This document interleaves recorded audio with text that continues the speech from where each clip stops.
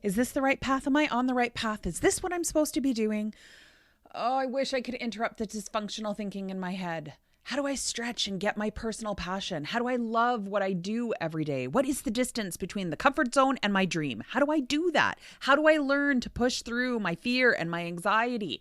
Why is it that every time I have a dream, all I do is sit there for hours thinking, what if? What if this happened? What if that happened? What if I end up with nothing? Sometimes our brains can feel like a muddle of confusion, like they're going 1,000 miles an hour, and we don't know how to stop it.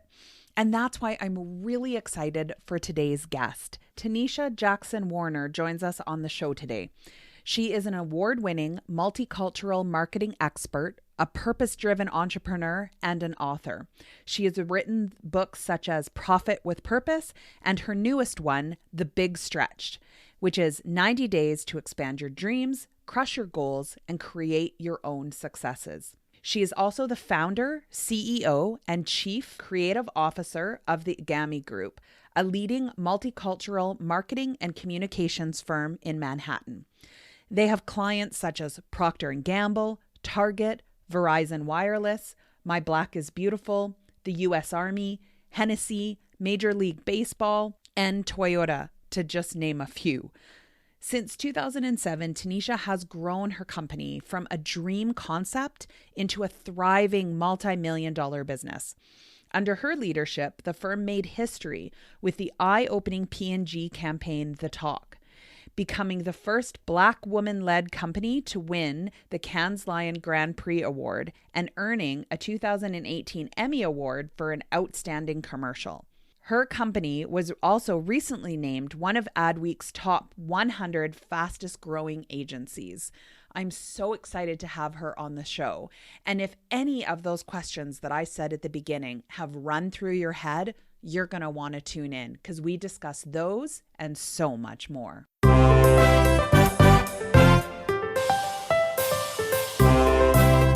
Welcome to Fox Talks Business Podcast with your host, Tanya Fox. Tanya has been an entrepreneur for over 20 years, owning retail, service, and franchise. She holds no punches and is never afraid to talk about the nitty-gritty. Together, you'll explore the good, the bad, and the motivational of business life, turning obstacles into opportunities and failures into successes. So grab your favorite drink and let's have some fun. Here's your host, speaker, crafter, and collaborator, Tanya Fox.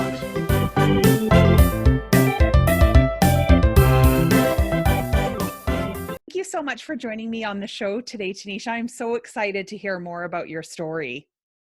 Thank you so much for having me on. I know it's going to be an exciting conversation.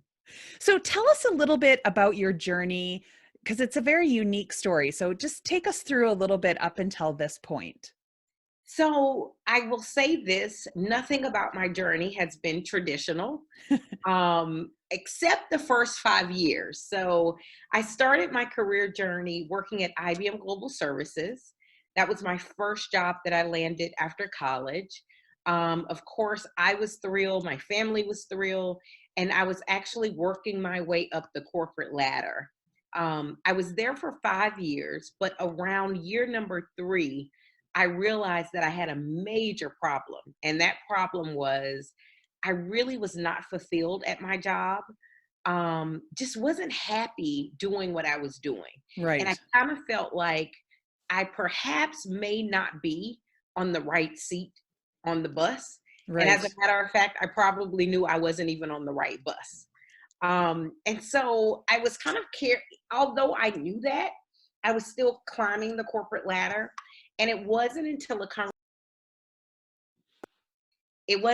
conversation with my mother and stepfather at the time where they basically told me, listen, you have this routine. Every Sunday night, you call us and you start complaining about having to go to work on Monday. And they said, you can't do that anymore. Either you do something about it or just stay at your job and don't complain, but you can't call us and complain. Right. That was like a huge wake up call for me. It really did interrupt my dysfunction. I was like, what do you mean I can't call and complain? But it really did force me to start thinking about well, what is it that you're passionate about? What is it that you would love to do? And I actually started with just simply writing a list, thinking about what are the skills that I uniquely bring to the table. I call it sort of a look within. I listed all of these skills. And then my first step was I'm going to try and find opportunities where I can volunteer, sort of testing out these skills. So Right. I knew I had a passion for entertainment, creative projects, and I really did just start volunteering. I volunteered on a movie set. I was working in the fashion creative department because I thought, well, I love shopping, so perhaps I could be in the fashion department in film. After making that movie, the creative director told me, listen, I'm glad that you were willing to volunteer, but I have to be honest with you. This isn't it for you. And I said, well, how do you know? She said, number one, you're coming in here with a clip chart. You have an organized spreadsheet. It's not what we typically see with our fashion creatives. But even though she told me that, I kept searching. And ultimately, I ended up moving to New York City. I volunteered with a company called Rush Communications. At the time, this was a leading entertainment company that was sort of on the forefront of a lot of pop culture and hip hop culture movements, from fashion to music. And it was there that I really did have my like, I think this is it moment. Right. And I ended up going from, and I can't even say an intern, from a volunteer to general manager at that company within 1 year. And that Wow. was like my big sort of trajectory switch. I was on a more purposeful path. And after being at that particular company for a while, I ultimately kind of ended up stretching again. I call this stretching outside of your comfort zone, right? I ended up stretching again, and that led me to creating my now company, EGAMI Group. And EGAMI is a leading multicultural marketing firm based in New York City. So I know that was a long story, but just No. a girl with a dream, a girl who left a corporate cushy job, all around trying to determine, can I make my dreams turn out? Yeah. And I think we hear that so often, right? Because, from being in school, that's the trajectory that most kids got. Like that's the trajectory I remember, right? You go to school, you go to college or university, you get a job, you work that for 40, 50 years, you retire. That's life. Yep. You know? And And and that was that's what my definitely mom was raised in. And I think, I was just fortunate enough to go, maybe not. So tell us a little bit about like it, it's such a risk when you make that move from, a job that is essentially what they consider steady to sort of stepping out, on your own. So when you decided to leave and start your company, what was that like for you? Like emotionally wise? Yeah. So, okay, I have a definition that we'll talk a little bit more about, and it's called the stretch. And for me, I believe that all dreamers, whether it's an iconic entrepreneur dreamer, whether it's someone who has achieved much success working in corporate structure or even in entertainment, the one thing that I've found, especially in interviewing high achievers, because I've had the opportunity to interview a lot of dreamers, the one thing that I've found is there's a commonality in every story. And that is at some point, the dreamer will say yes to the stretch. And the definition of the stretch is the distance between your comfort zone and your dream. It's an expansion that will be necessary for you to become the best version of yourself. It's this willingness to never give up, but it's almost always in the land of unknown, and it's going to require you to take risks and be courageous to move towards the ultimate dream. And so for me, what that was like for me, it was literally saying yes to the stretch. I didn't have the terminology at the time, but all of those feelings came up. So, of course, the thoughts of what if this doesn't work out? Um, should I stay in my safe territory of what I know? And almost thinking about every single thing that could go wrong. All of that came up for me. And for your listeners that may be thinking about making an entrepreneur move, it's okay.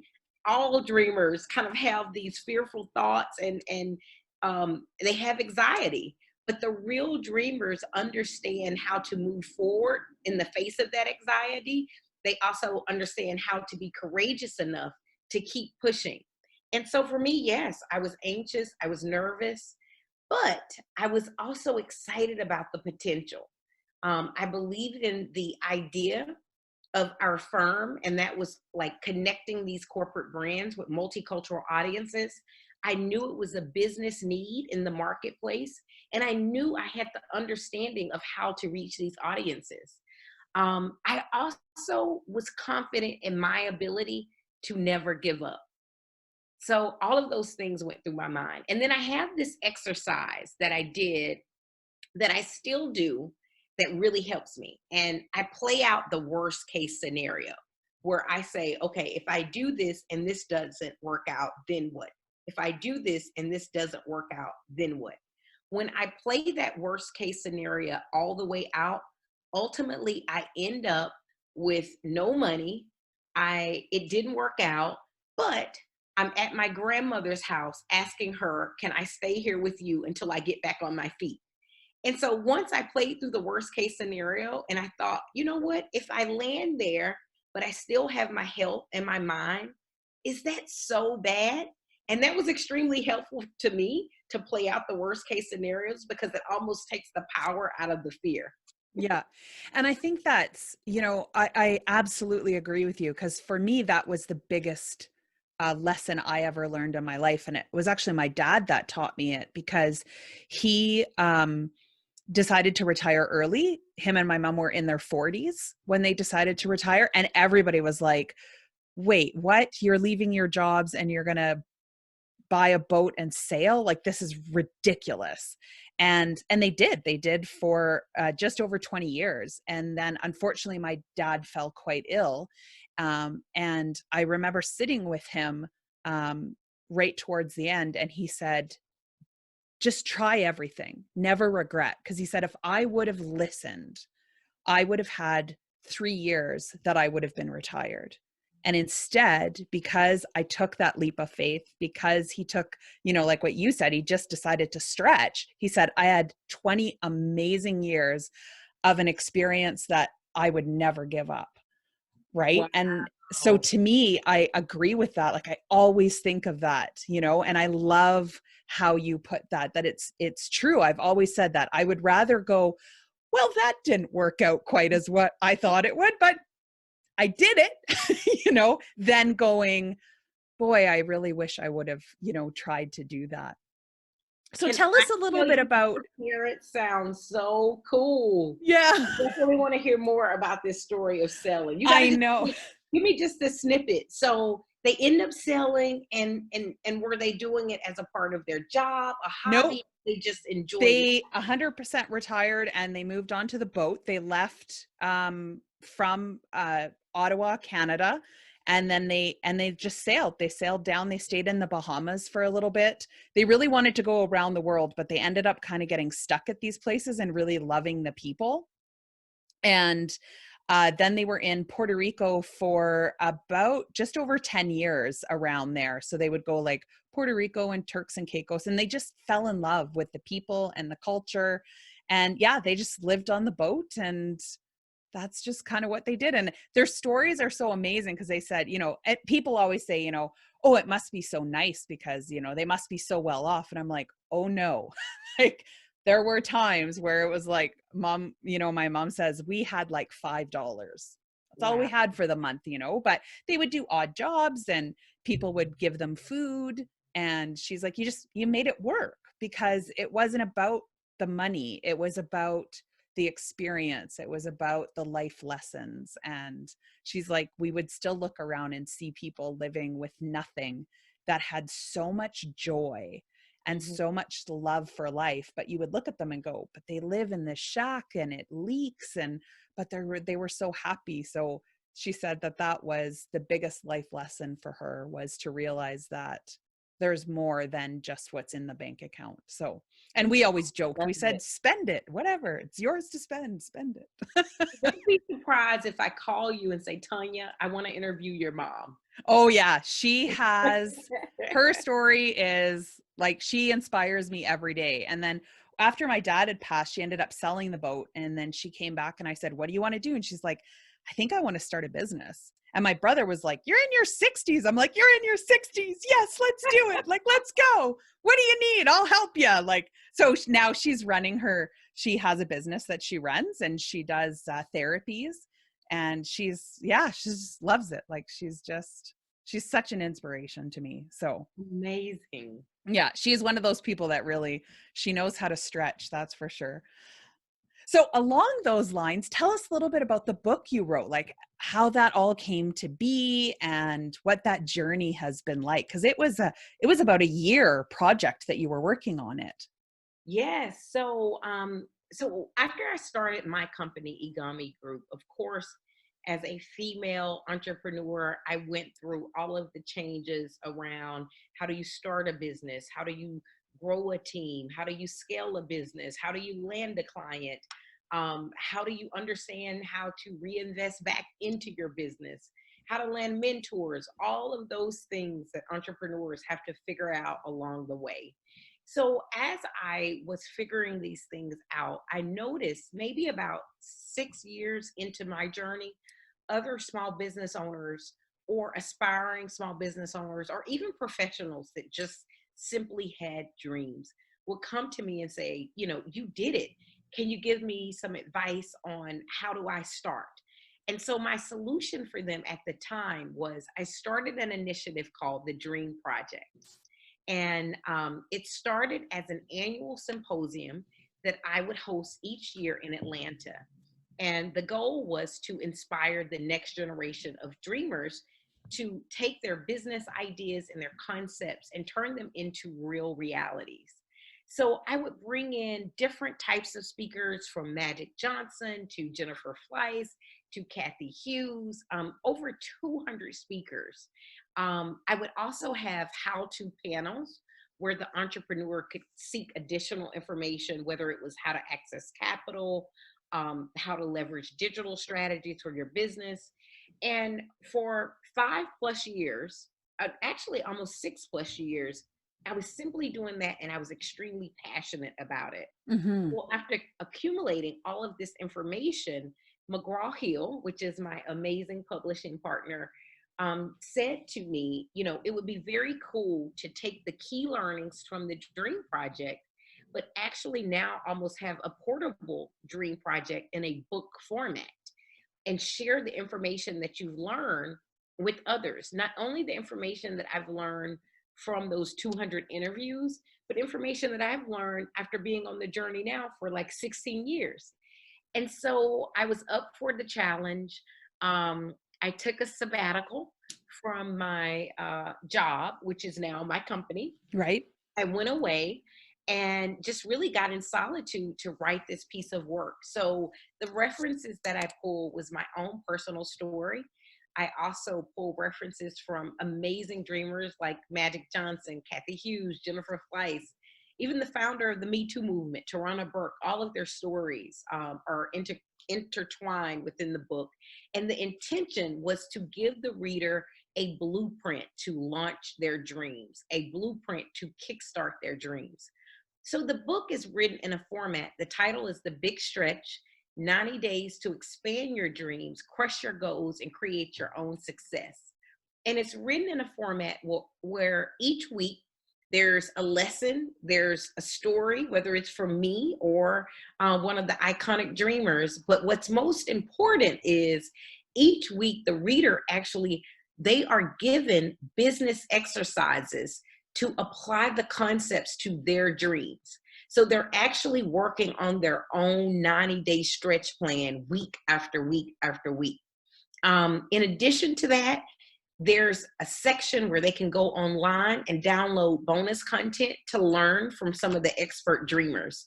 So to me, it's way more than a book. It's an action-oriented plan that will guarantee take you from concept idea into action. So by the end of the 90 days, you will have some tangible results against the goal that you are desiring to bring into reality.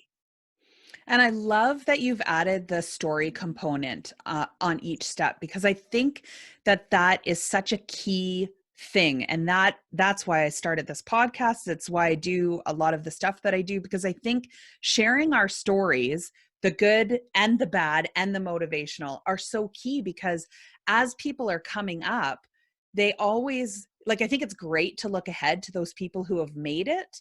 But I think it's also important to know it's not like we just showed up and went, look at my empire that I've created, right? That we go, there might be a couple of bodies under the buildings.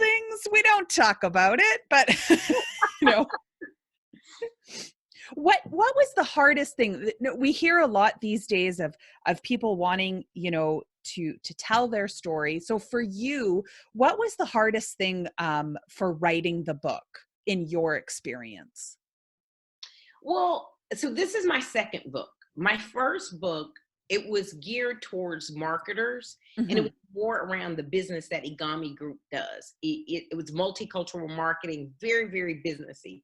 I struggled a lot in the writing process of that book because I remember telling my agent and my family, I just want to inspire. So to me, I always, when I was writing that first book, I said, I'm going to give this my very all, but I can't wait until I write my next book and it's filled with inspiration and I can really speak from my heart. So Yeah. for me, this particular book was a complete joy in writing it because I knew what it was like to write a piece of work that was more challenging. And in this particular case, I had lived and breathed this for 16 years. I had the dream project for 7+ years. And I was actually even entertained going back, listening to interviews, watching the interviews, interviewing new people like the founder of the Me Too movement, Procter and Gamble's chief marketing officer. So I was really in this process as well. I would sometimes walk away and have key aha moments myself. Ironically, there were times that I was actually facing business challenges in my business. And then I would go back and edit chapters that I wrote like a few months before.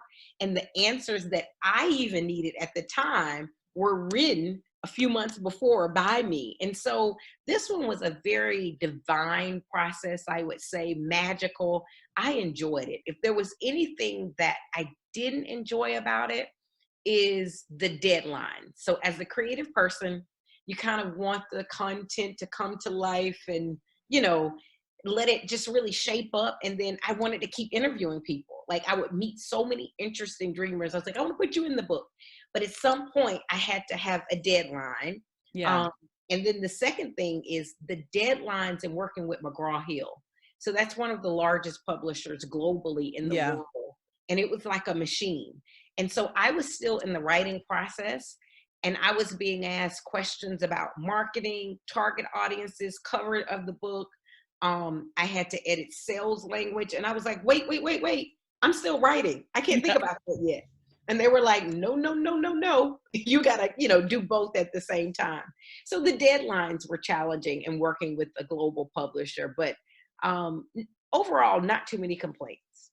Yeah, and I think that's it. Whenever you're working on something, and I found that even in my own life, any business that I've owned that has been something that I'm passionate about has never felt like work. And Mhm. I've been fortunate to be blessed with a lot of that in my life. And I always think of, it doesn't matter what job you're in, you can find passion no matter where it is. It's like the guy who's out directing traffic and he's dancing around and you're just like, oh my God, he loves his job and he's directing traffic, right? But it's like, but he loves that, right? Find that joy, find that, that the job that makes you want to dance inside every day. Absolutely. So tell us a little bit more about multicultural marketing, because this is something that I think a lot of businesses, I know you're in the States and I'm in Canada. And I think this is something that we just think of marketing as a general thing. And I think this needs to be understood a lot better. So can you help describe that a little bit about what you feel multicultural marketing is? and how brands can embrace that? hmm So I'll first kind of start, and I'm talking through the lens of US, and then I'll expand more globally. Yeah, absolutely. But as a marketer here in the United States, um, as you know, the makeup, the demographic makeup of the United States, we're currently on target where minorities will actually become the majority by the year 2034. And every year that number kind of calms down. I remember when it was like 2050, and then it's at 2040, and now 2034. And so essentially what that is saying is the makeup of United States is looking like a melting pot of diversity of race, many different backgrounds, many different genders.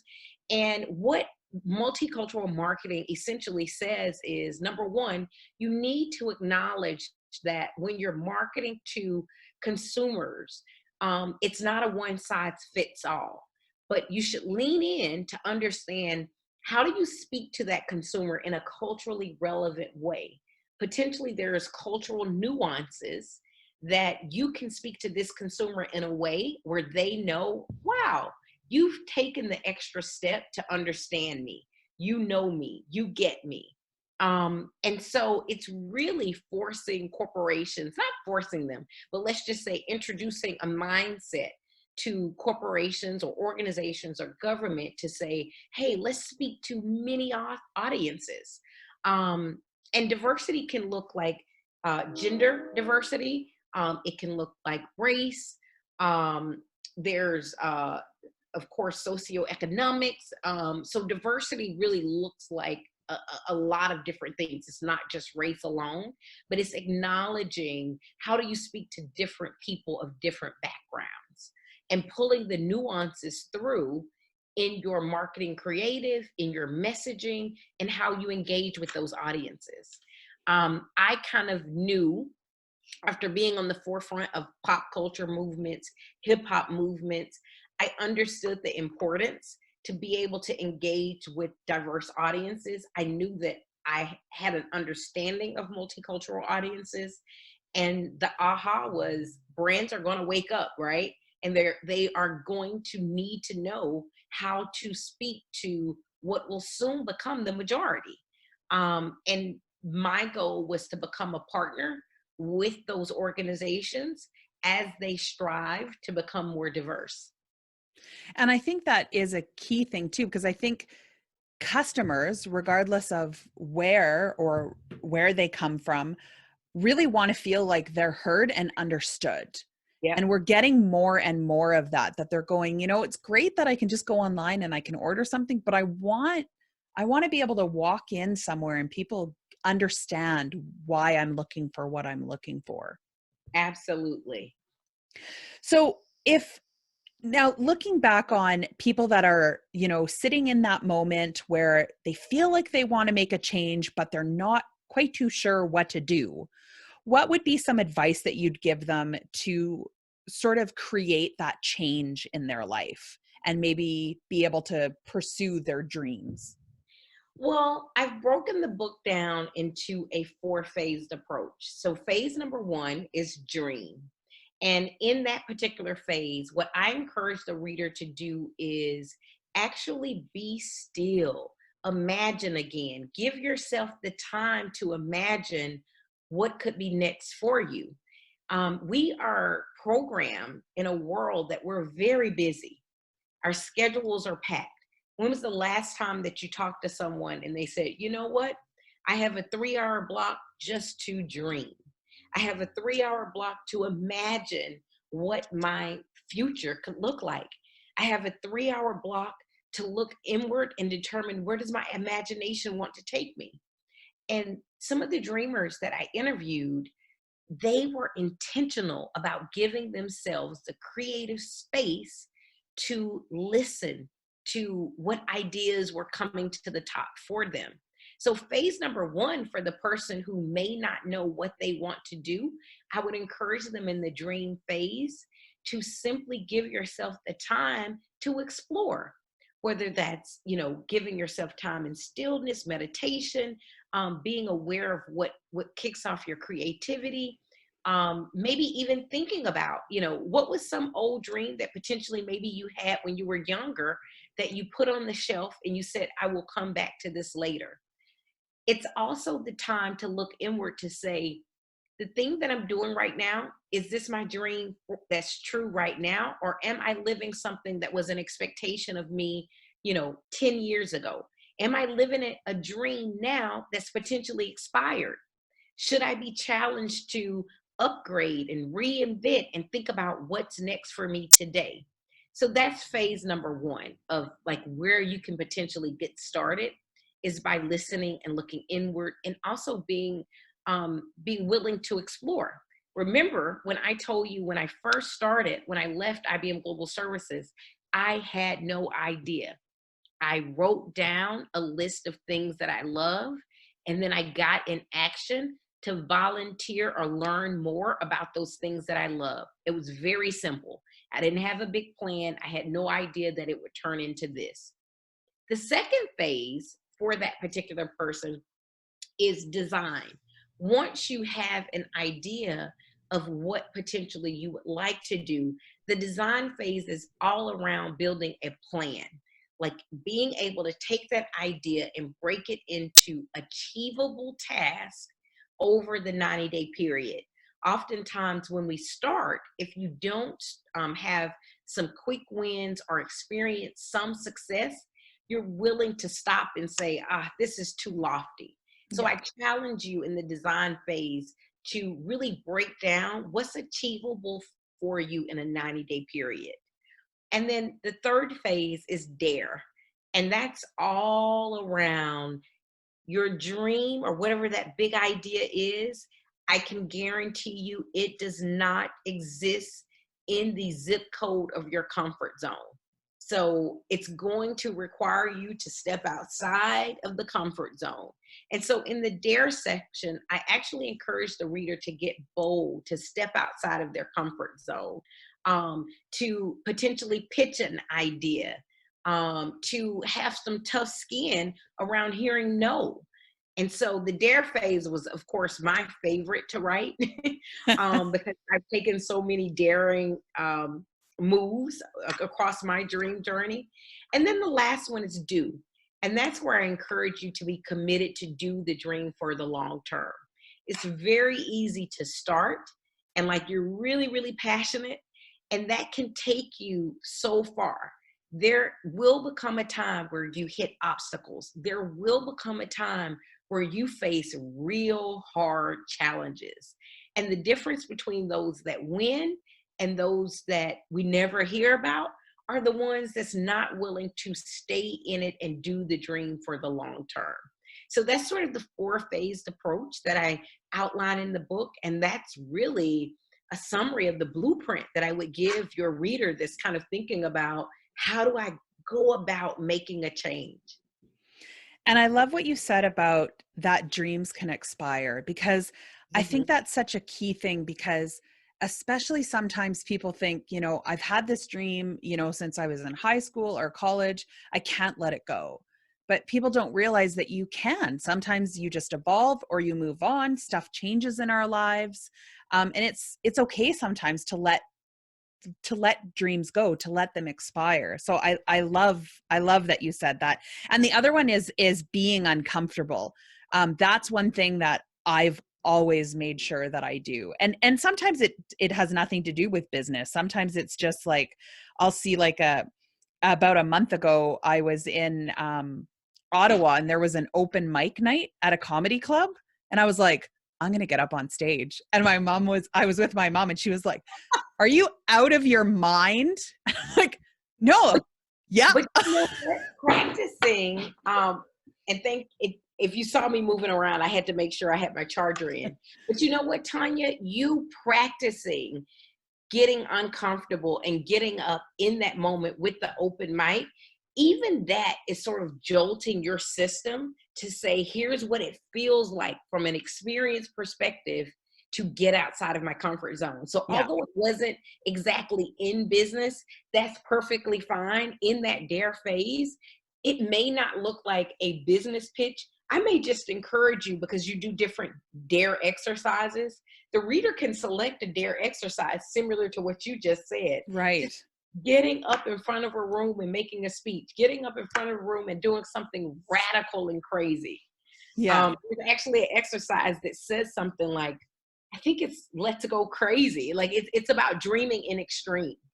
Yeah. And I wanted to come back with the point of when you talked about dreams expiring. Mm-hmm.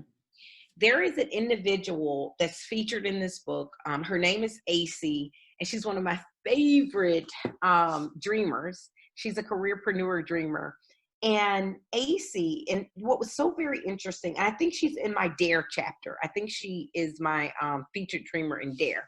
But what was so interesting when I spoke to AC, she worked her way up to the top at CoverGirl, which CoverGirl at the time was a P&G brand. And then P&G sold CoverGirl to Coty.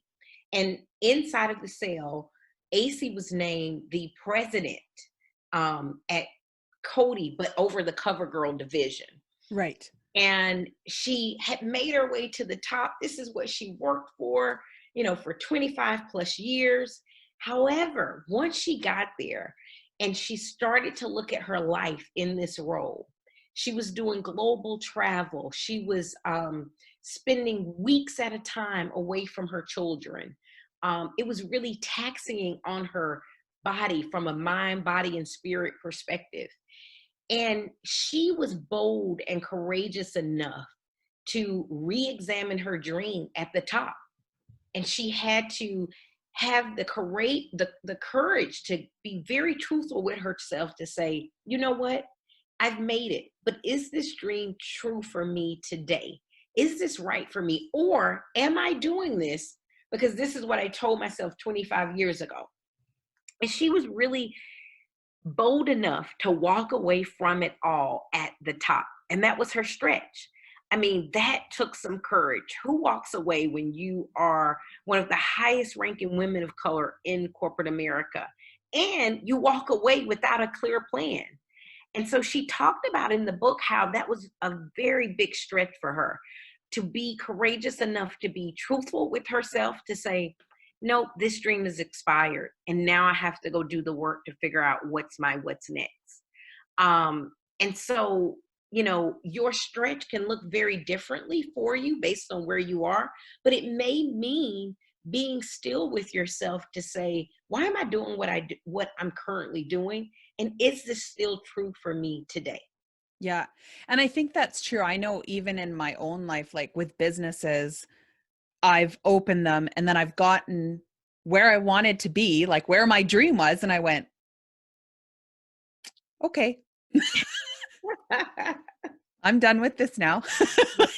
Because it was everything that I thought it was, but now I was like, I don't want to go from here. I want to try a different path, or I want to try something else. I just always had that feeling that when I get that little, I wonder if there's something else out there. When I start looking at other things, I'm like, oh, there's somewhere else to go. And I just think, we just never know where life is going to take us. And I know my son always says, Mom, I don't know what I want to be when I grow up. And I look at him and I go, me neither.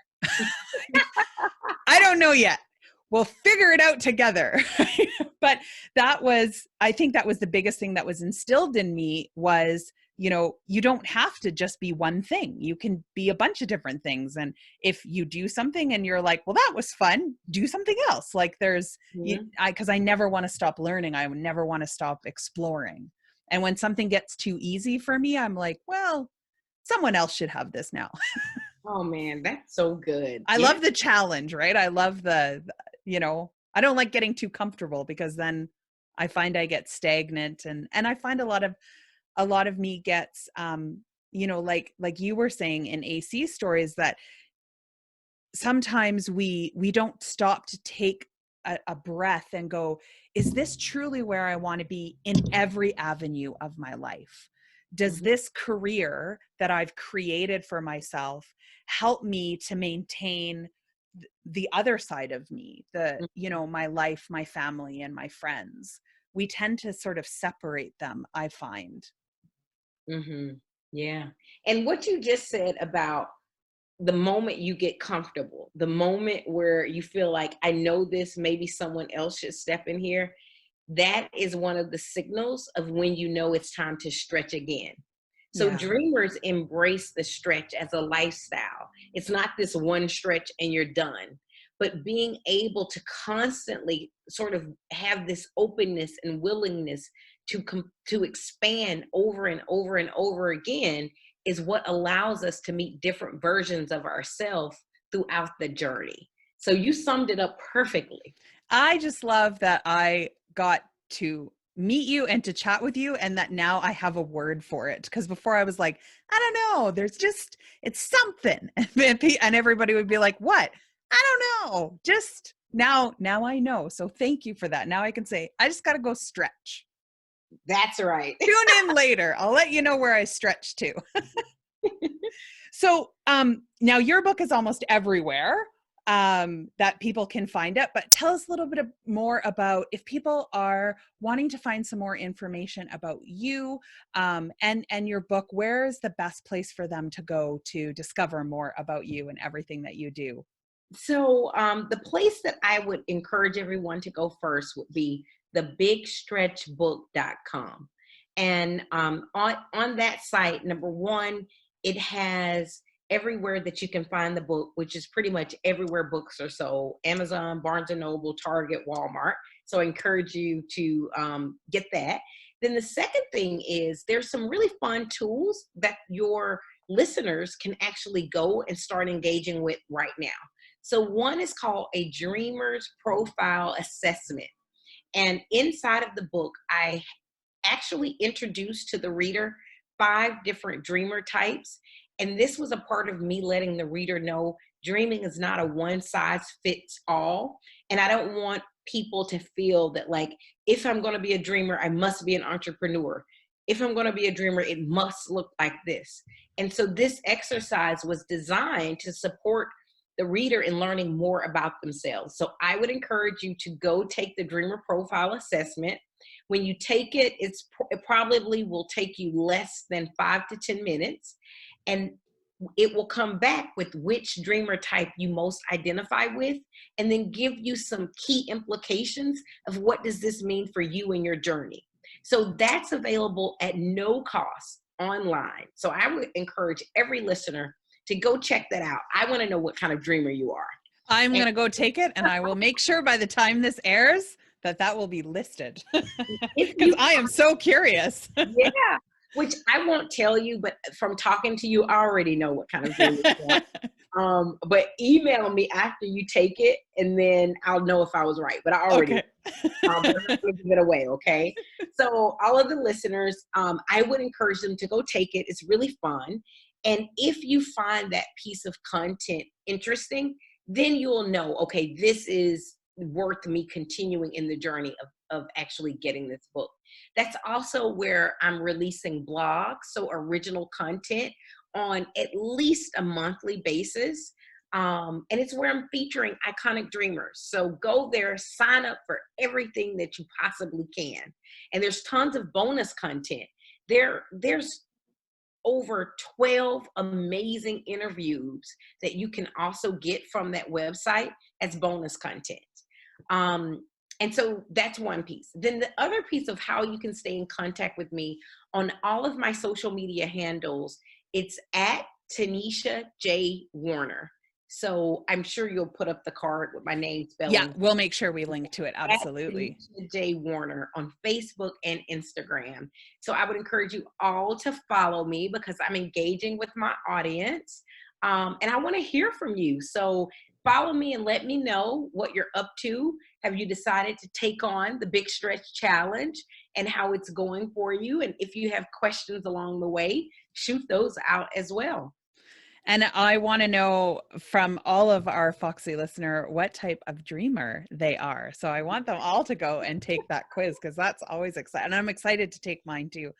Teneshia, it has been such a pleasure to be able to chat with you today. Thank you so much from the bottom of my heart for taking time. It's just been an honor for me.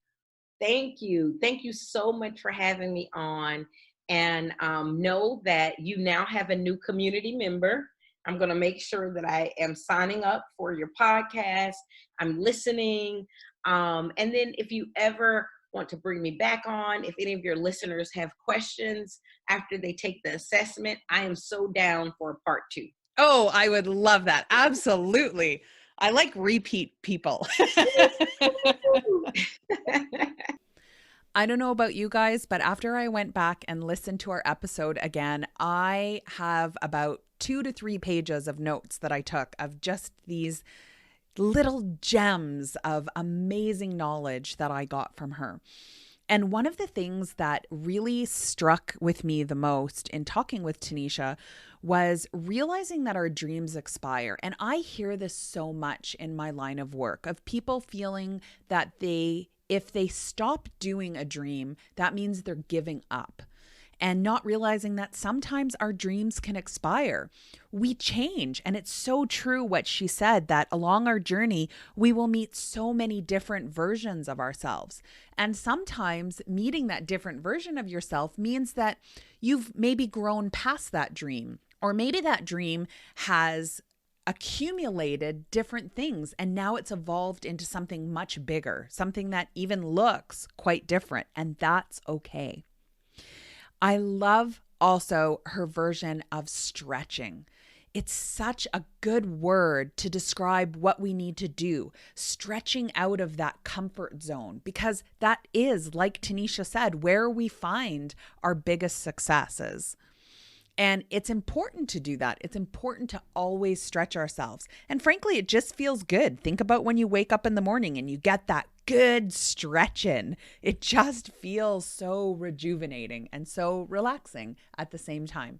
So head over to our social media pages as well as our website at foxtalksbusiness.ca. You'll be able to find all of the links to where you can find more about her book, where you can take the dreamer quiz and find out what type of dreamer you are and what that means to you. And of course, we're going to have all of the links where you can connect and follow Teneshia on her journey and just learn more from her. I know I am signed up for all of her emails and I'm really enjoying her bonus materials that she has on her website. So make sure you head over there. And underneath the post that we have for this episode, I want to know, what type of dreamer are you? When I went on and took the quiz, I am a make it happen dreamer. So when I read the description of it, it really hit home and I was like, yep, check. That's exactly me. So it was really fun. So are you a make it happen dreamer as well? Or did you get something else? I want to hear about it. So make sure that you comment underneath the post and let me know what kind of dreamer you are and what are you stretching to next. I want to help you reach that goal. I want to help you stretch out of that comfort zone and become an even more amazing, foxy person than what you are right now. So as always, thank you so much for tuning in. I just love all of the emails and comments and likes that you guys always put on all of our posts. And I really enjoy connecting and hearing about what it is that you're doing in your life. And no matter what you're doing, as I always say, make sure that you're having fun. Because if you're not having fun, why are you doing it?